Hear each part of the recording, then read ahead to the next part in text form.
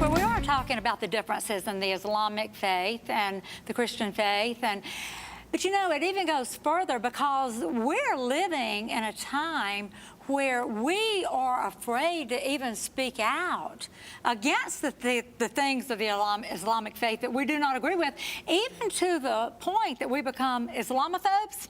We're scared if we see anything wrong.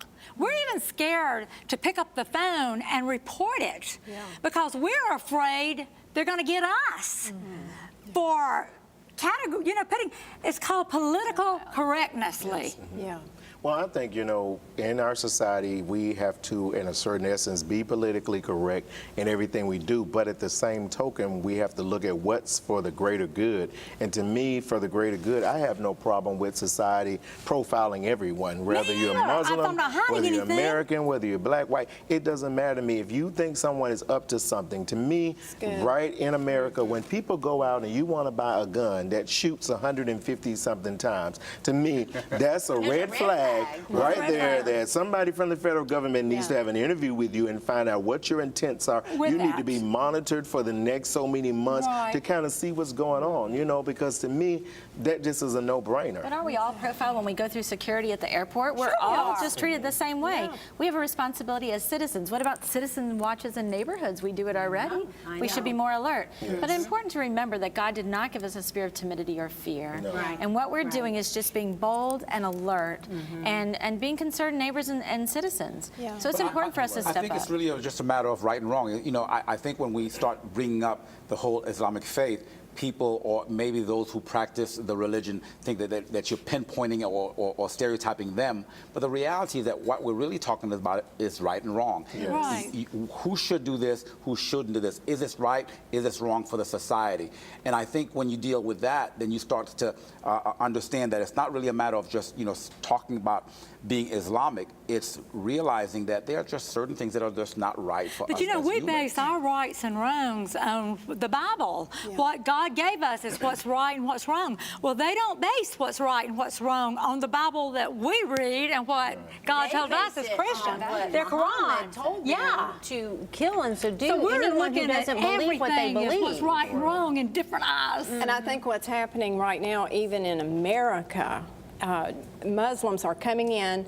Churches are going bankrupt, Christian churches left and right in every city, and Muslims are going in and buying those churches and turning them into mosques. And that's where that agenda can be propagated. And so, you know, we the school systems in those areas too. But right now, the Muslim population in the United States is just at 1%. It's important for us to remember what our identity is as America, as a country, and as Christians as our faith. Well, and we live in a neighborhood that is very diverse. We're surrounded by Buddhists and Muslims. The Muslim children come to our home. They play with our children. We're not going to profile them. That's very unfair. We're called to love them. And I'm not going to tell my children you can't play with them because they're Muslim. Absolutely not. That is so counter to what we're taught as Christians, that we're to be salt and light. Well, I think you have to take a look at it too, whether we're dealing with it from the perspective of just Christianity or just as Americans.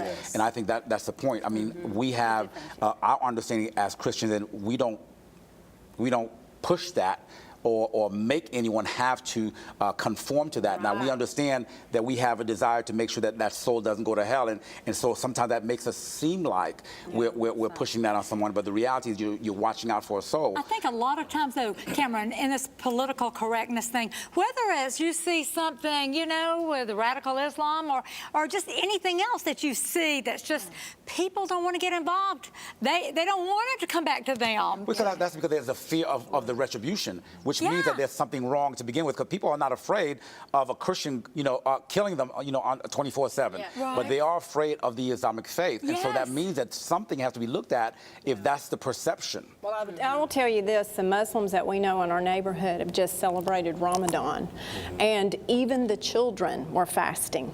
40 days. They will go through July 7th, and they've said to us, when we get through with our fasting, can we have a cookout together? You know, I thought, what if all Christians fasted and prayed? He'll say to my son, I wasn't able to come out and play ball because I was praying. Hello? I've thing seen that it, is yes. different, I'm sorry, Go ahead. one thing about that is different, Rebecca, is that the Muslim faith is the only faith that retains its members by threatening to kill them if they leave. So, That's true, too. you know, I like, read that. is that how we don't want our children be coerced in our, into it. yeah, I Really mean, fair. that's fear. They do it because, oh my gosh, gonna they're kill us if we afraid, don't. which again, it definitely helps their agenda. It helps them keep a large flock, but look at what cost. But it goes back to being an American and keeping our agenda at Yes. forefront. Do we want our flags on every neighborhood house? Yes. Do we want our tenants in the White House? Yes. Do we want American principles to be the ones that are played out? Yes. I've This heard is that America. This is Because I've heard, America. for instance, in Kentucky, there's a school that had to make a change because they were petitioned that Muslims needed a place to pray 5 times a day and had to have separate washrooms to wash. That's a cost to the taxpayers. So it's these kind of changes that what we're saying is we respect what you're doing, but we don't want it to be at a loss of our American identity. But you look at some of the things, they look at us, the Westerners, as infidels. pigs. Infidels. We are the worst of humanity. Yes. They look at the lifestyles that we have going on. They kill people for doing things that are going on in our, that we Adultery. tolerate. Yes. Yeah, they're stoned. They will kill you. Yeah. For denying their religion. Yeah. They will kill you. I mean, it's- homosexuals, Yes. you know, they'll put them on rooftops and blindfold them and just push them off. I mean, they don't blink an eye. And so why do we want that agenda as Americans to infiltrate our way of life? That's what I don't understand. I think And you it's know, a time to put the focus on our Christianity and do Yes. what we can about ourselves, getting Yeah. our house in order. and you Yes, know what it you were is. talking about, the praying. When they prayed in Mecca, the way that originally started was because I'll tell you when we come back. We'll take it everyone back. Stay with us. When we come back, we're going to talk about what makes a person become a suicide bomber. We'll be right back.